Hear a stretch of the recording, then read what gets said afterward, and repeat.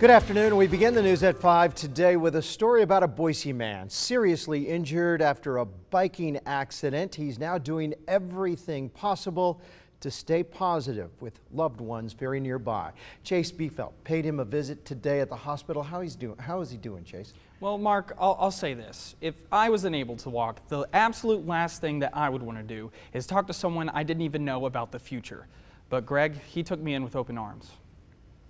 2 weeks ago, 52-year-old Gregg Davis went to Bogus Basin for a mountain biking festival. So just kind of a reason to get out and ride. He took a spill early in the day. Kind of dusted off and got back up and kept going and thought everything was fine. But Gregg's next crash was life-changing. He flew over his handlebars, landing on his neck and shoulders. I immediately knew that I couldn't move my legs. Gregg was transported to St. Alphonsus by helicopter.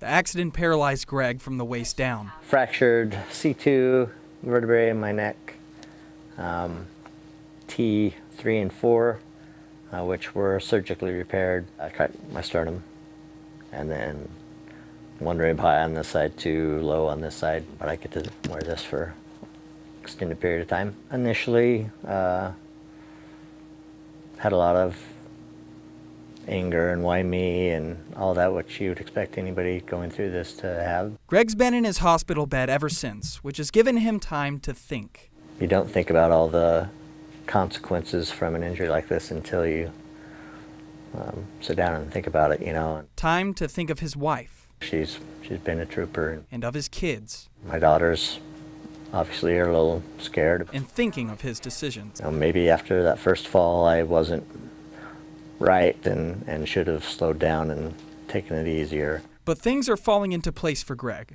He'll be moved to Craig soon, a world-renowned rehabilitation center. Space is pretty limited. The availability to get in there is very limited, and so we're blessed to be able to have that opportunity. For now, Gregg is focusing on the things he does have. Can still live. I'm alive. I have my brain and use of my arms at this point. September is Spinal Cord Awareness Month. Gregg hopes that his experience will be a teaching point in the future. You know, hopefully someday when I'm fully recovered from this, I can go out and try to improve education on how to best prevent these types of things from happening. You know, maybe somebody else will see this and benefit from it. Well, Gregg is going to Craig Hospital, where he will do everything in his power to walk again. I'll have a link to a GoFundMe page for anyone interested in helping Gregg acclimate to his new life. Mark. He's got incredible determination, motivation, and a lot of loved ones around pulling for him, as are we. All right, thanks for bringing us that.